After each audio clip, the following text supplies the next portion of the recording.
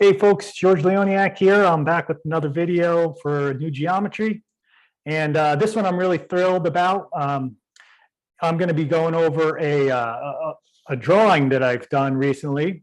That's this right here that I feel really revolutionizes a lot of sacred geometry knowledge as it exists out there, and kind of condenses it and combines it all into this kind of unified image that I'm going to walk you through what this all contains and all the little bits and pieces in here.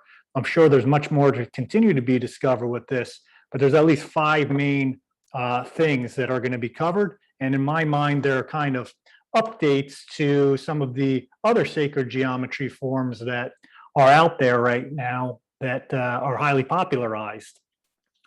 So, I've been working on a slideshow here. I'm going to open it up. I've got quite a bit of images in this one, and we'll go through it a little bit step by step at a time. So, yep, here's the image again, which, these little pieces kind of come together and kind of just this kind of flowered, like it looks like a flower to me in the center here, just kind of flowered, and more information kind of came out of this as time went on. And I'm going to talk about all those elements along with some of the symbolic significance that I see in them. I want to just show you though, because what this form is really all based on is this image, LO divided by VE. So that's the large circle. So LO, L to O divided by VE equals phi, 1.618. So like I'm saying, a lot of love went into what I'm about to share here. And the phi ratio right from the start is infused. And, the Vesica Pisces is in this. If we started off with that, I'm just showing you kind of the seed of life afterwards. But everything I'll be sharing with you is contained or is emanating from these 2 circles here, the blue and the red circle, which are in a phi relationship with one another. I don't really see this like a highly popularized drawing, but for me, I think it's now like a gateway entry into. I've been drawing it like 100 times or more probably since I've discovered its significance. It's just really unlocking the sacred geometry for me in ways that I had never expected or seen in any other resource. So here, I'm just going to back up to another video that I did a while ago. The not all 5 platonic solids are contained in the fruit of life, or otherwise known as Metatron's cube, because this here is going to correct all that. So I'm going to show you how all 5 platonic solids are going to be drawn in this form accurately based on the correct dimensions. So in that video, I go through the measurements that I did on this and how this icosahedron should have this kind of flared up piece here.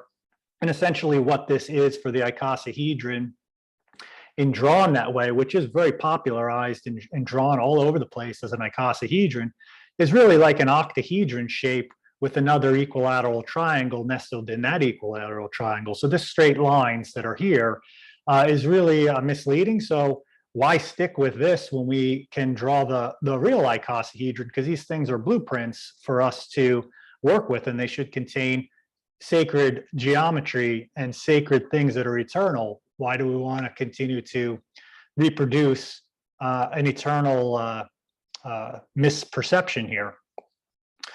Same thing with the dodecahedron, which is even more off, because this one is highly popularized of drawing a dodecahedron in Metatron's cube. And when I actually did the measurement of a 1-inch pentagon, that would be a pentagram edge that would be going across this face, which should be 1 inch, the back edge is 0.48 inches from this design, the way it's constructed here.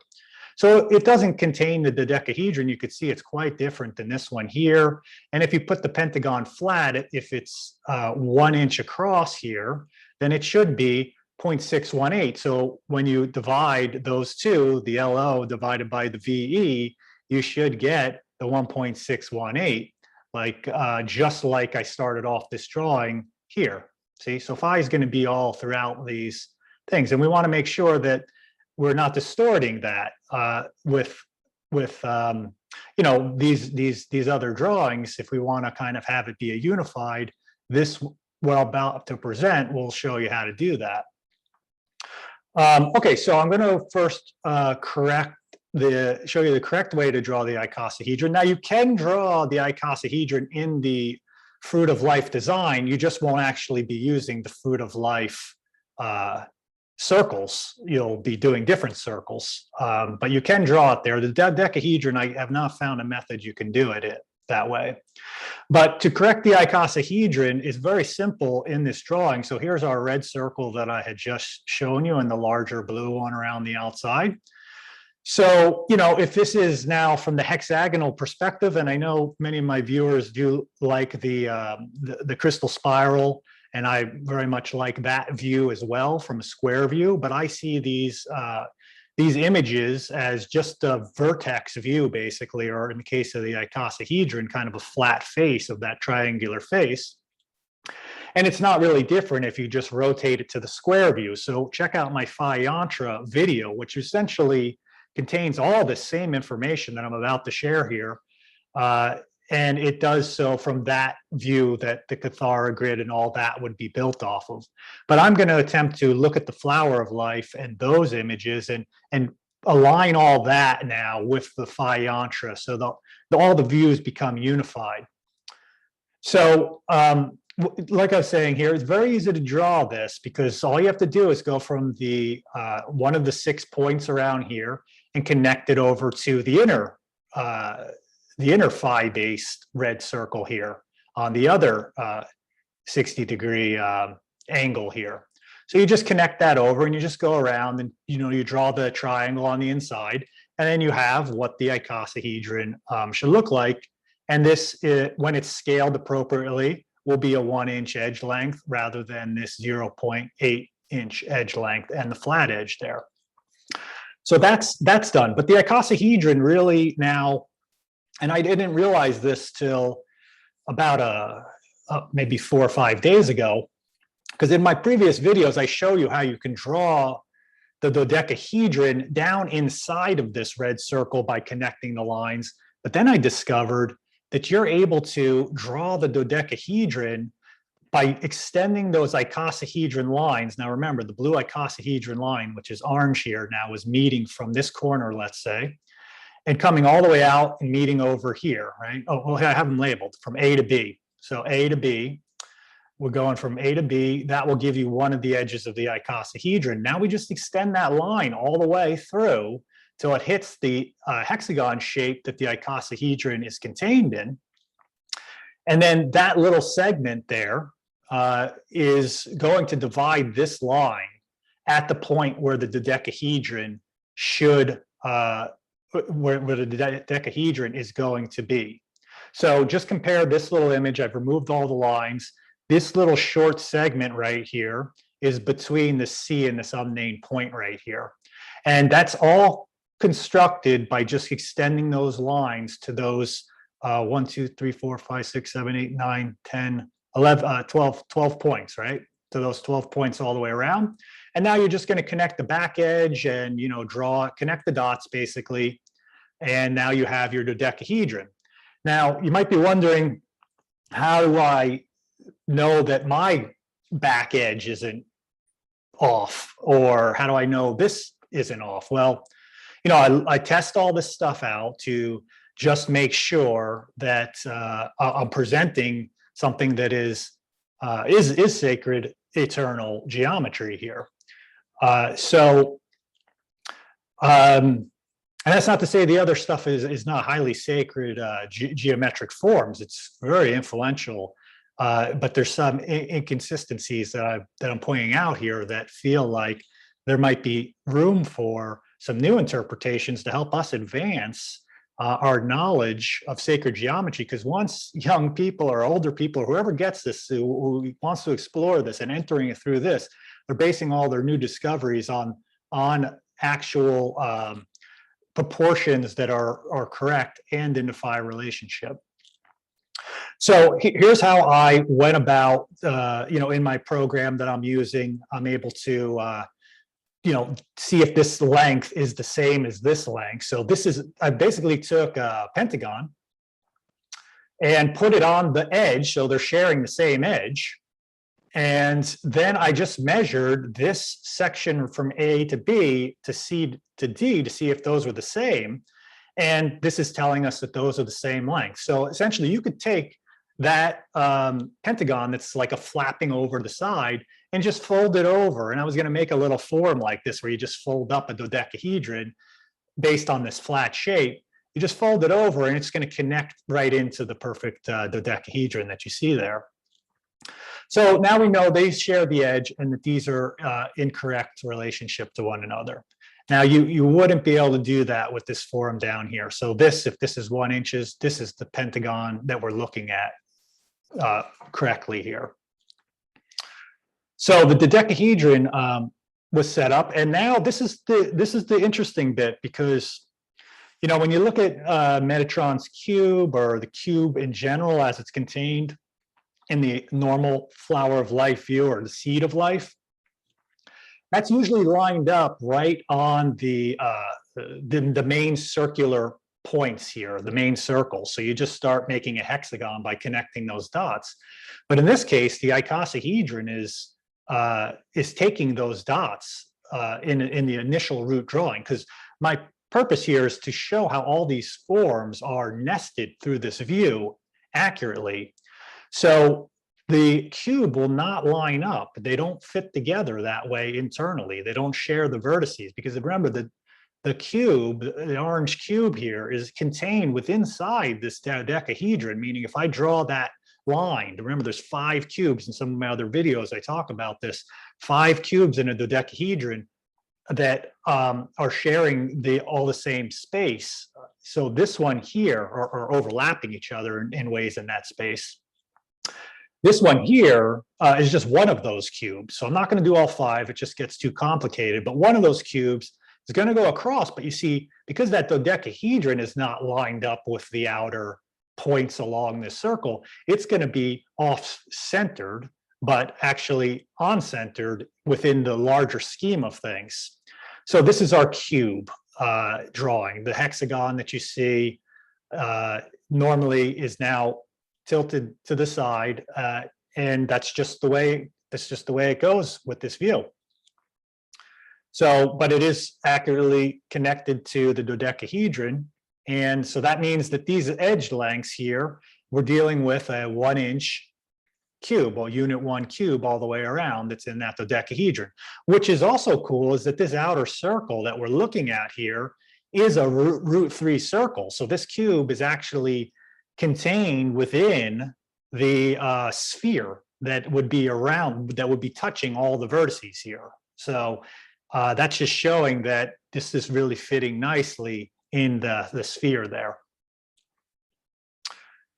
So now we've got the tetrahedron, of course, that is in the cube. So any diagonal face on a cube, when you connect 6 of those together, will create a tetrahedron in the cube. And there's the 2 tetrahedrons in there, which are the star tetrahedron, or the Merkaba.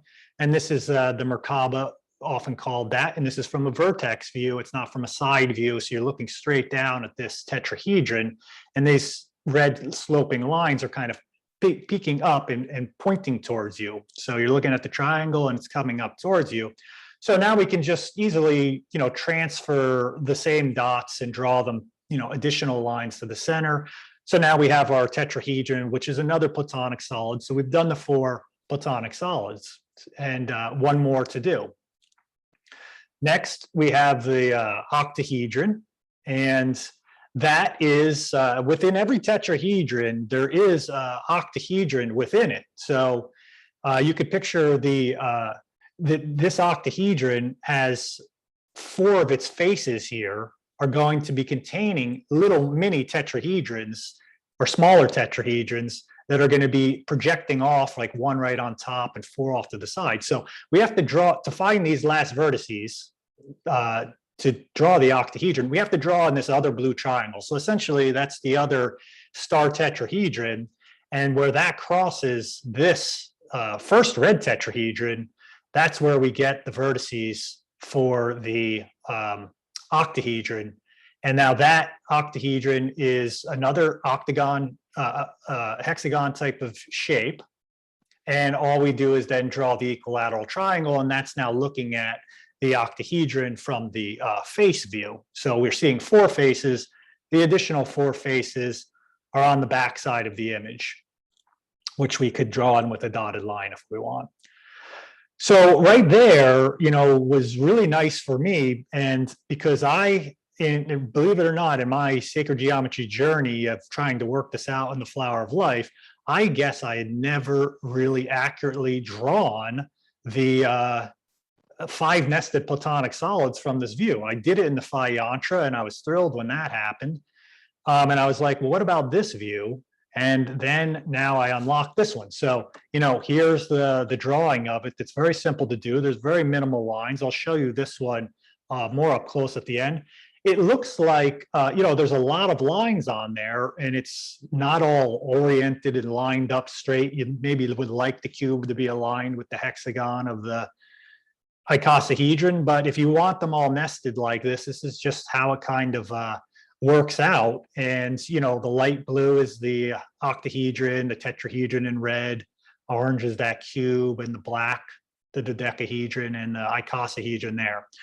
So to me, that was a really awesome discovery to pull that off and do it on a very simple drawing. So basically, everything in this drawing is contained within the seed of life, right from the start, and it's in the central circle. So it's at the 1 circle in the center. We always talk about the 6 around 1, 7 days of creation, 1 in the center, and now everything is contained in that central spot, all 5 platonic solids. You don't have to build out Flower of Life, you know, 62 circles to the fruit of life, doing all those little circles to then draw them incorrectly.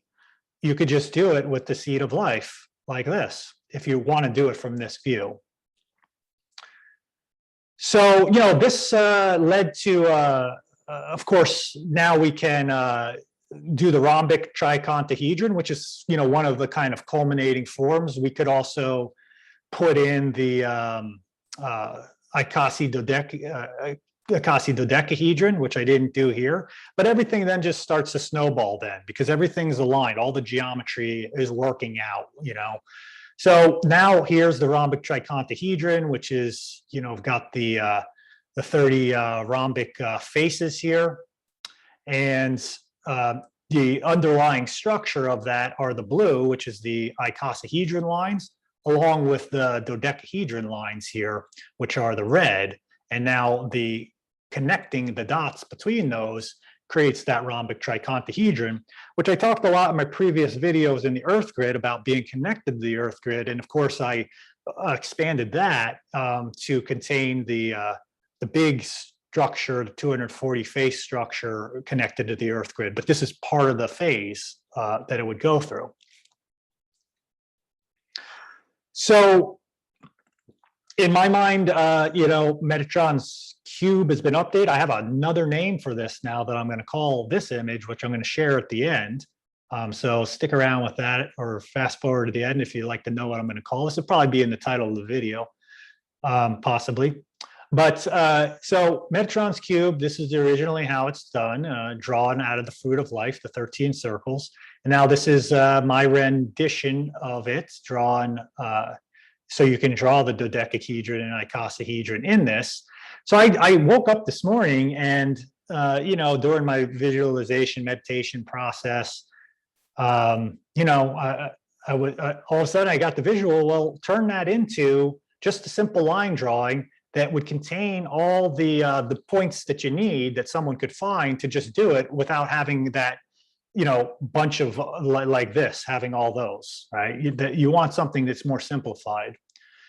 So then I just came down and started working on it and just figured these are the lines that you need to connect. You just, most of it's the icosahedron lines giving you the dodecahedron. And then from there, you can draw everything else you want. And it makes this other star shape in the center here, which is not based on equilateral triangles because it's got this little bend here. But that's the bend that is necessary, that's part of the icosahedron and the phi relationship. Because notice, you have phi relationship. This little phi circle, right, is this one here.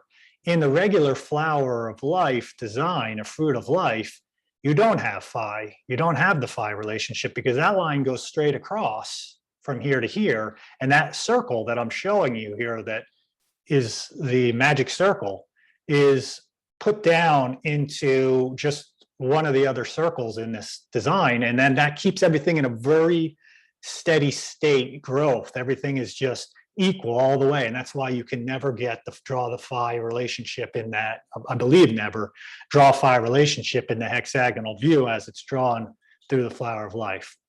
So this is, I believe, the simplified drawing of that will contain all 5 platonic solids, in addition to a whole other segment that I'm going to get into. So this is just one of 4 other pieces that make that original design that I showed you just so special in my mind that, if I could shout from, sing, let's say sing from the top of a roof to people, hey, check out this, if you're into sacred geometry and really unlocking sacred geometry, if you're getting into it, this is such an awesome start.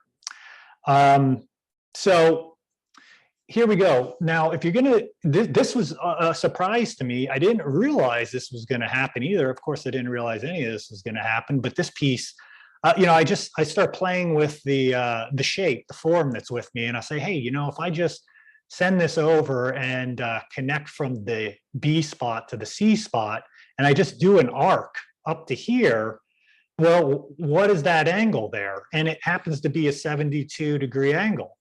So I'd never seen the Pentagon drawn like this because that's a 72-degree angle, which means now if I swing that arc down here, that will go to point E.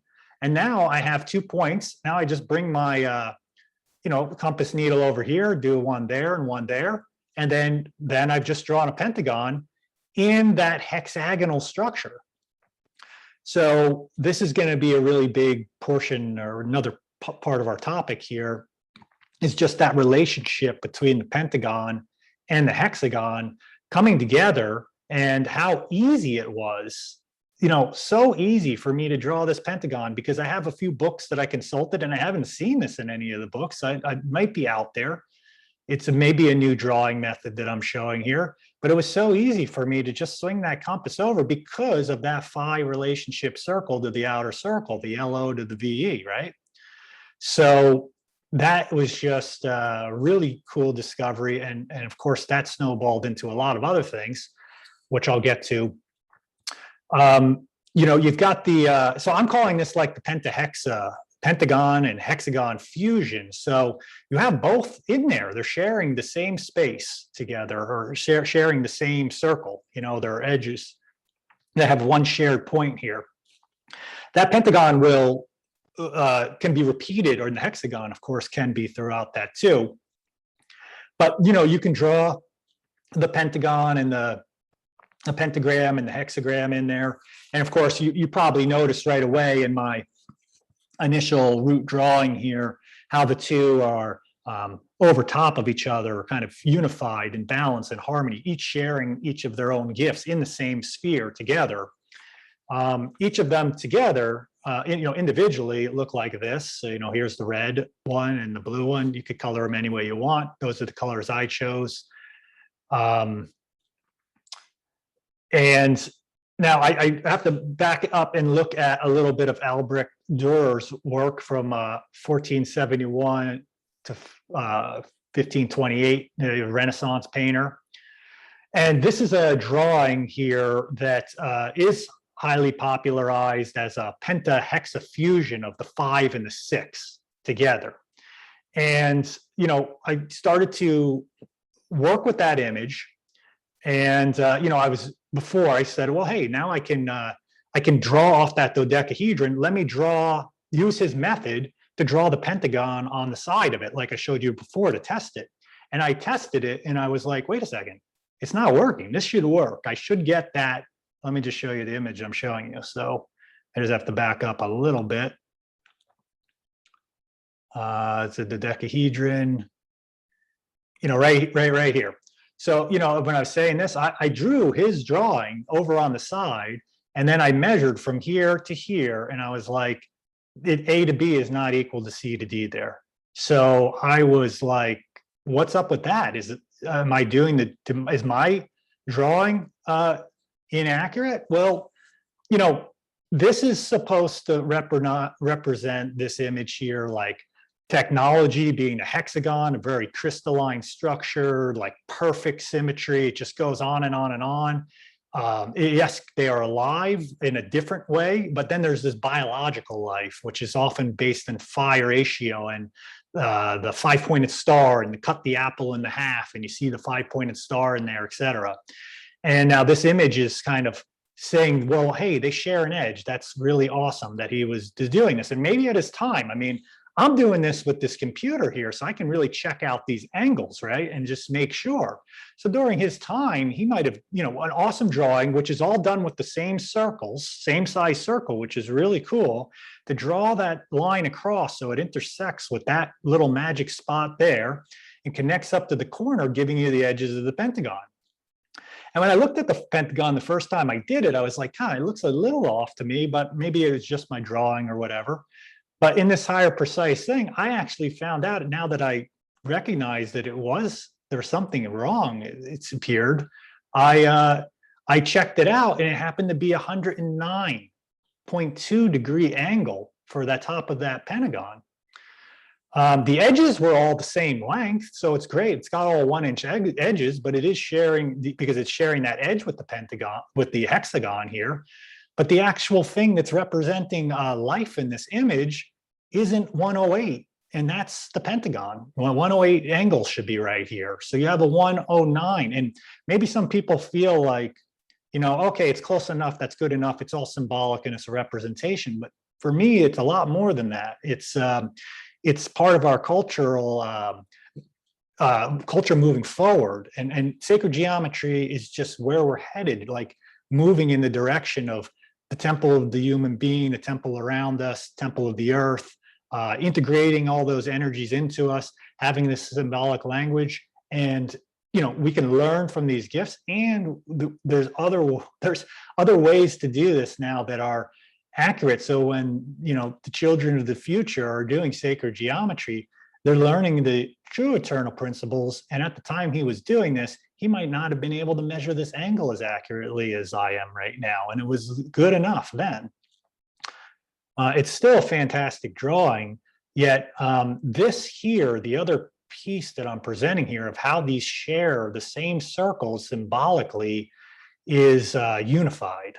And through their unification, I'm going to show you in a few moments how that blossoms into something else. And you can put other words to this, the hexagon having the straight line masculinity type of energy to it, perfection, and then you have this maybe feminine energy of the pentagram and the 5-pointed star, which of course in our society has been so suppressed and misunderstood, but it's a highly sacred symbol.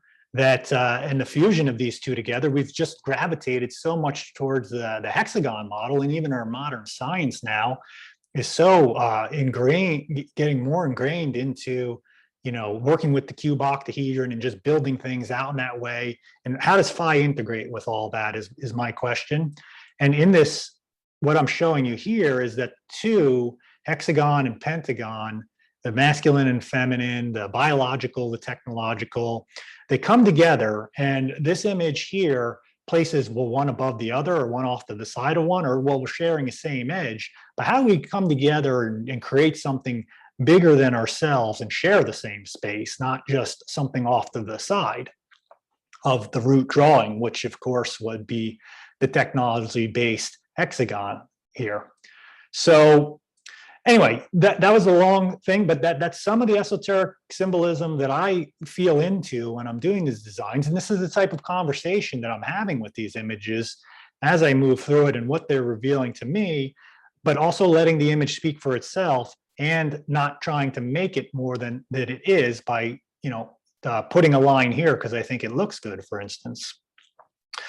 But let's now just, these are things like what I'll show you here that kind of just show me like I'm on the right path here because with how this is working out. That's what goes on in my mind when I see this. So I decided, this is a drawing from about 4 or 5 hours ago. Well, I'm going to take those pentagons and, there's 6 pentagons in here, which is so cool because I'm going to get to the number 30 in a minute, but 5 times 6, of course, is 30. Well, we have the fusion of 5 and 6, which is 11, but somehow they're going to produce 30 in a second. But I have 6 pentagons here that were created from that seed of life image that I'm showing you here.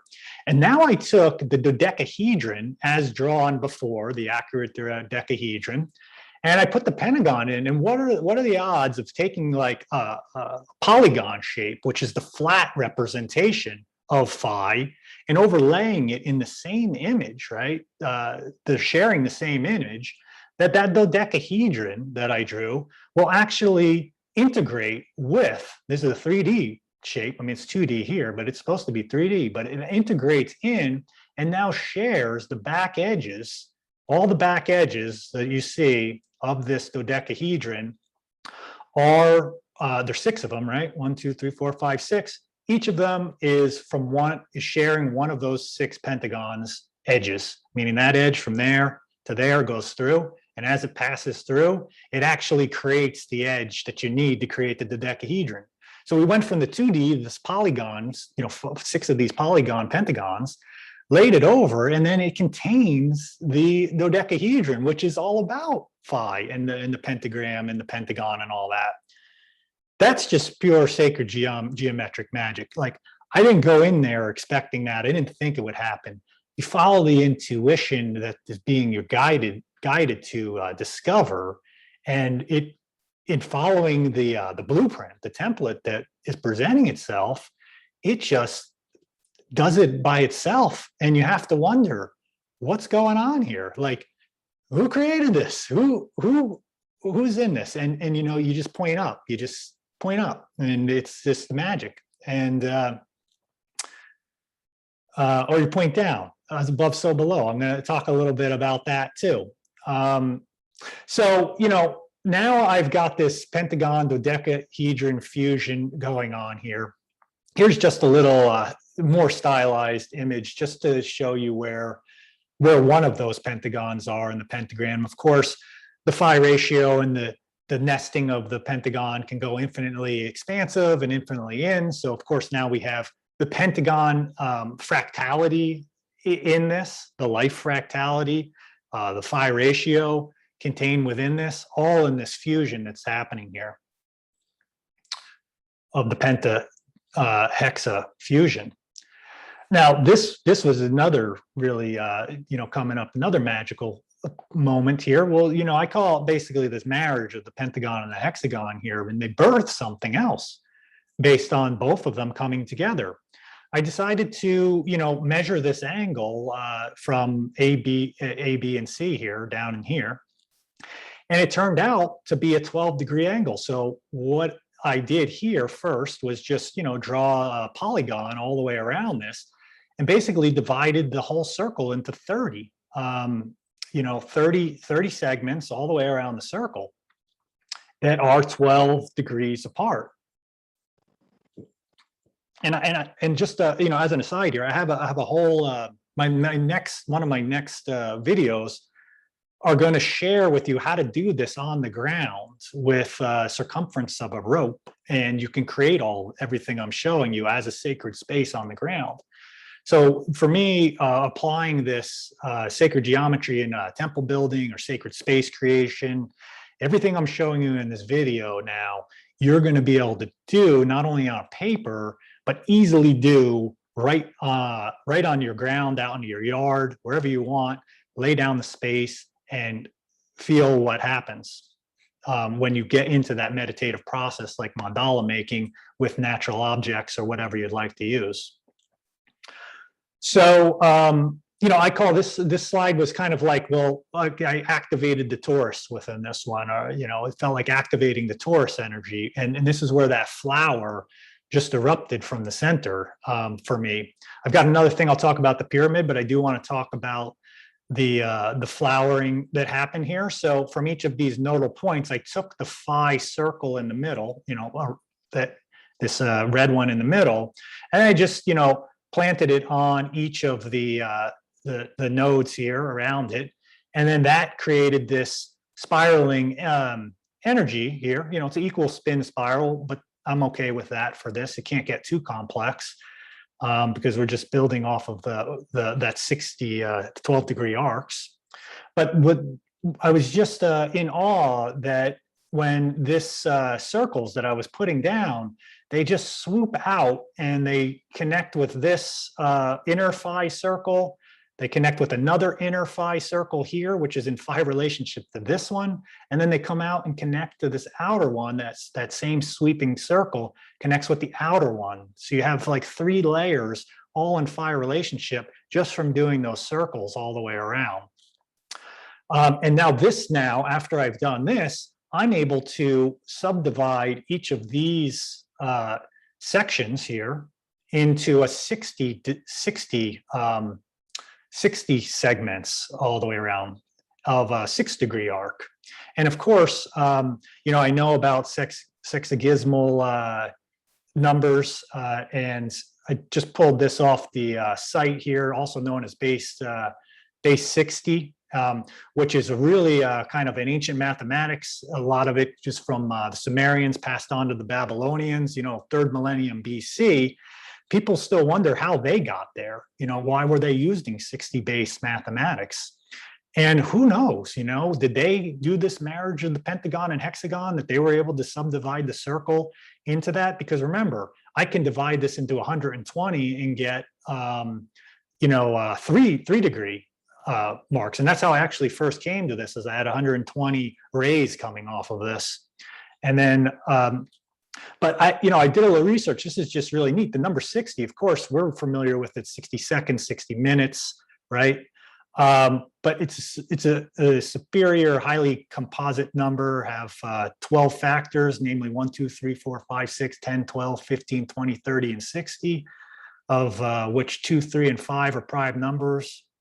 Whoops, switch to the next one. Let's see, of course, so it's got highly mathematical principles. An hour can be divided evenly into sections: 30 minutes, 20, 15, 12, 10, 6, 5, 4, 3, 2, 1.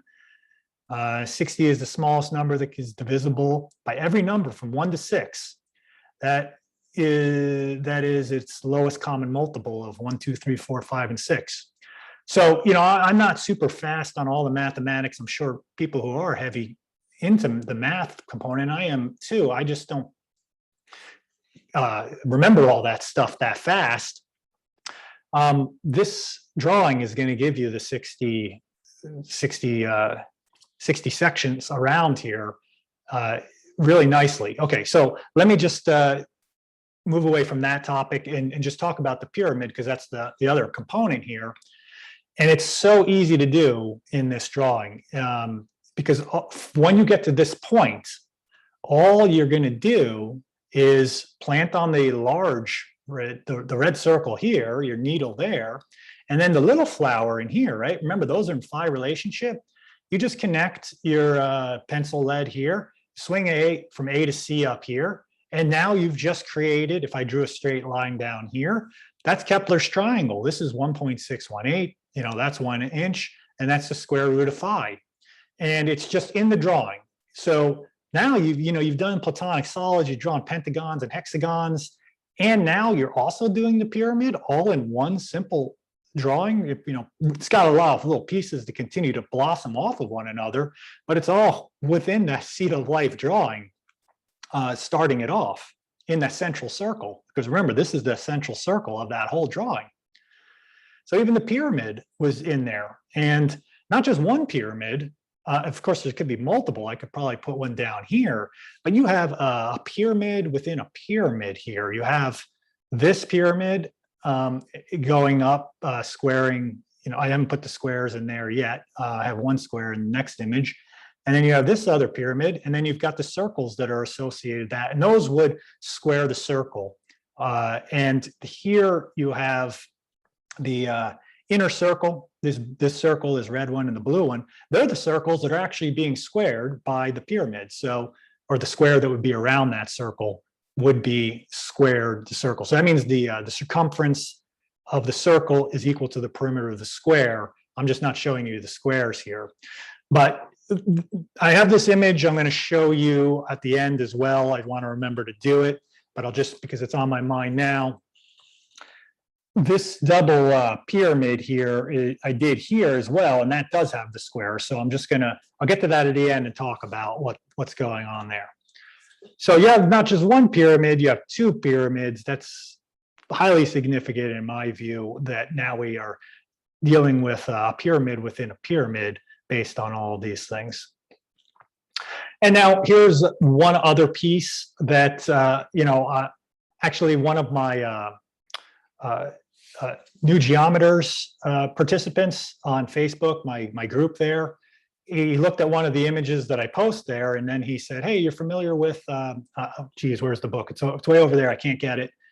216 Sacred Root Name of God or something like that. And in that book, I had it. It has the Fibonacci. It describes the Fibonacci sequence as this 60-digit repeating sequence. And we can get to this sequence based on the division of the circle that I was showing you here into the 60 segments. So now you also have the 60 digits, and these digits are derived. And I know, like, some of my crystal spiral viewers may, of course, be like, oh no, Fibonacci, here we go. I'm just looking at what overlaps here. It may, who knows if it has that significance. All I know is the circle was divided in 60, and there's this Fibonacci sequence based on 60. The last digit of each number is being added here. So of course these are not multiple digits all the way from 1 to 1 to 2 to 3 to 5 to 8. But once you get over to here to 13, then you just take the 3, right? And then you have the 21, you just take the 1, and then so on and so forth all the way around. But these numbers over here, of course, are 10 digits long, or longer as you go. And as far as you go infinitely, that last digit of the whole numbers that are there, you just take the last digit, and every 60 times around, it will repeat again, 0, 1, 1, 2, 3, 5, 8. I just went a little bit further because I thought it was really interesting. And, there's another Fibonacci sequence out there based on 24 around there. And the cool thing about that one is when you add the cross numbers up, everything equals 9. So I said, hey, let's see what happens here when I go across and add up the numbers. And everything in this, the cross numbers, they all add up to 1 except for the zeros. So that's why I say for this one here, all is 1 from 0 to 0. And that just had a significance for me, is just it's all 1 from 0 to 0. It's all 1. So it's all the way around. And of course, what's 0? That's just the eternal question about that kind of polarity between everything and nothing, and the kind of Zen way of looking at things. So, these drawings, this is why I say when you get into some of this and you start to contemplate those other pieces, what is that communicating? Well, I didn't expect every number to add up to 1 when you do the cross addition here.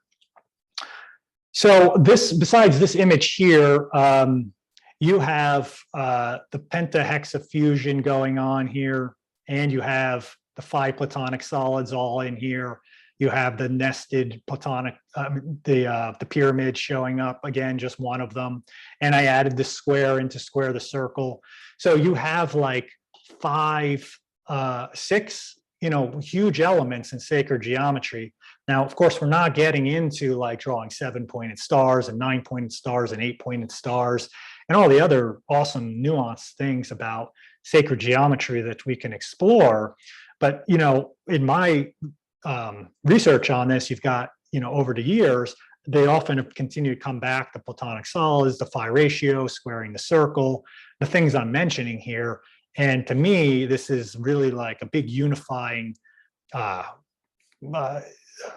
miracle that I've been working with here.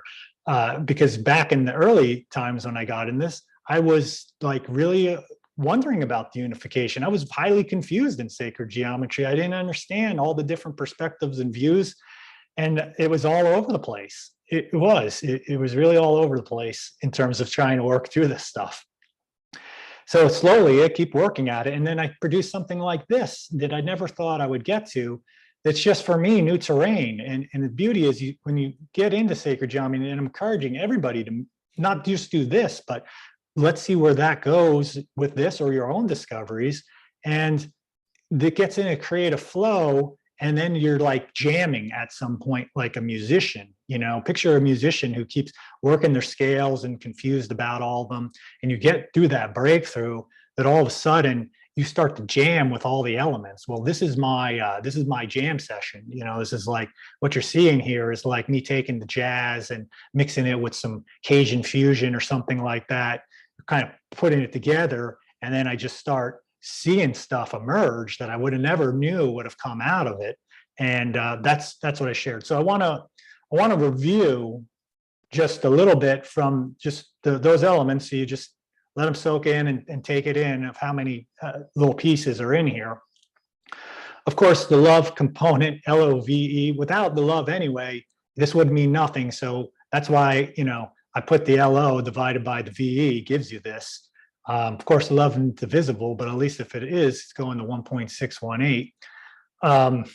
So here's the seed of life, and here's what I showed you from the beginning. So that, to me, you know, besides the Vesica Pisces, which just would start off, because you need the Vesica to get this first initial line that you're seeing kind of coming straight down. So you need that Vesica to do that. And then you'll do the seed of life after, and then you do this, and then you're like good to go. This is just a fun drawing to do, and see how accurate you get over the relationship between those two circles. Now, just to recap, number one, like I said, it nests all the platonic solids in there, and this is my version of the Metatron's updated accurate drawing of the platonic solids. In addition, I think this might be a new drawing method for the Pentagon that just swings that up and gives me that on the outer circle there. I got the 72-degree angle. It's the start of that pentahexa fusion that I spent some time talking about. In here, I also, I skipped number 3. Here's number 3. I've got the pentahexa fusion, a little more on that. And then that gave me that 12-degree angle when this was subdivided into 30. And of course, that got into the sexagesimal math and the 60 division of that down to 6. Then we also have the pyramid and the Kepler's triangle showed up in this image, and I showed you where that is, because that inner circle gets created out of the smaller flowering petals of the inside. And this one has 2 things. I didn't write this one down. It's got the 60-digit repeating Fibonacci sequence with those numbers around the outside, which, you know, I kind of put in there. It's neat. We'll have to see how that unfolds for me. But connecting the numbers to the geometry is very cool. And then we also have the squaring of the circle. In addition, to have that twice. So when it's all said and done, you know, this is what I'm going to call the Metatron's flower of life, because the Metatron's archangel or archangle Metatron is just so infused into our sacred geometry. You know, Lord of the Electron, the giver of the sacred geometry. And I know guitar people may be like, that's way off base. To me, it's still been, from this view, a very influential relationship that's unfolded with this. And it's changed that flower of life from, as we see it expanding by the fruit of life, into what I see really looking more like a flower than the flower of life does. You know, this has a central point where it all is emerging from, the radiating petals that come out of multiple flowers that are all in phi relationship. And I didn't just come up, I'll tell you how I came up with this name, Metatron's flower, and I just put flower of life because the phi is part of the life and the hexagon, so it's the fusion of those two, and that's the technological base with the biological base together. You know, before this video, you know, I went outside to just sit and hang out a little bit and have some lunch, and just I was observing, like, you know, a monarch butterfly flying around, and you know, I was like, what do I call this? I went through like a bunch of names. Oh, Metatron's icosahedron, or Metatron's dodecahedron, or Metatron's cube. You know, Metatron's whatever. You know, I was just going over and over. I'm watching this butterfly, and then it goes and it flies right, lands right on a sunflower, right? And the sunflower, of course, having the spiral sequence, having the phi of life right there. First thing that popped in my mind was Metatron's flower. Boom, I was done. That was the way that that name came about. So, like I said, I stylized this a bit. You have a different non-equilateral triangle in the inside. You have the pentagram in the inside of this, nestled in, just matching up with those nodes. And these outer ones here are, you know, from the concentric circles. When you draw these lines across, they now intersect the hexagon, which that was the icosahedron before. They'll intersect that line. I guess that one's blue. That will intersect at the node where you draw the dodecahedron. So just drawing those concentric circles gives you the, not concentric, just drawing the 30 circles that are going around here, creating the flowering vortex, torus field kind of look. It's like an apple. In fact, now looking at it, it is like an apple, because you cut an apple, a transverse cut of an apple. This pentagon that you see in here, right, or pentagram that you see down here, it's almost the same size as the rest of the flesh of the apple, depending on the apple, the size apple you have. But when I look at that right now, I'm like, cut the apple in half. There's the flesh around it. There's the star that's in the middle. That's essentially a torus field. And now this is, you know, I don't know, Metatron's apple or something. Okay, so thanks for sticking with that. I hope you really enjoyed it, and a little recap at the end. I have a few things I wanted to show you a little bit more up close. This was the first image, kind of got everything started and was really revealing things. I believe it's one of my favorite images of just how the colors emerged from it by following the little triangular spaces or little shapes of the kind of overlapping circles.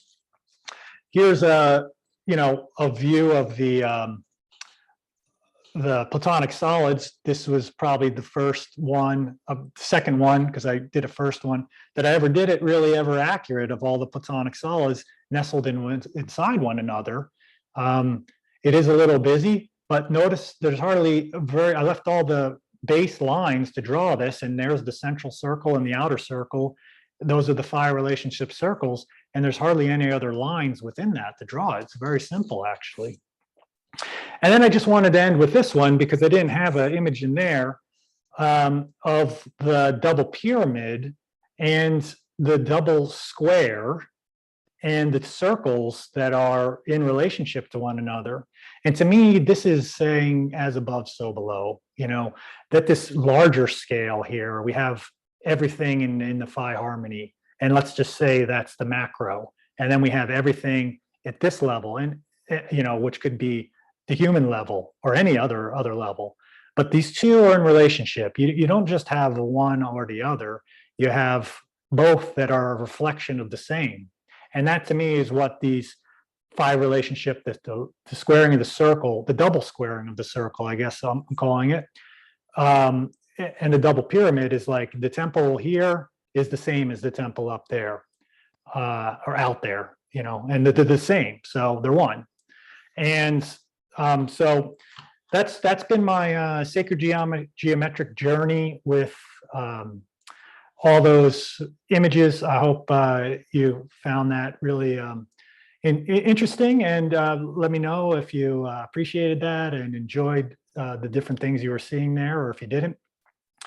And yeah, I'm really looking forward to see, how this may start to get out into a larger picture, because sacred geometry is highly becoming popular. It's all around in places, flower of life showing up designs on a lot of things. Most anybody that has ever been into some sort of spiritual thing has some association with those. And now, as we continue to evolve, humanity evolves, and increasing hope, smaller segment of the population continues to decrease in consciousness, that's continuing to kind of create this tipping scale for the rest. Then these images that are more in alignment, to me, for me at least, with the actual sacred eternal mathematics and geometry, they'll start to have a kind of correcting effect, just like with pi and Jane 108 sharing the true value of pi. This is not any different than sharing the true platonic solids and being nested, or drawing the Pentagon and the hexagon fusion and all those sort of things. It was such a big key for me. So I'm just really grateful for all the guidance that I've received on this, and really thankful that I get to share it with you. So much love, and appreciate you watching the video. Peace.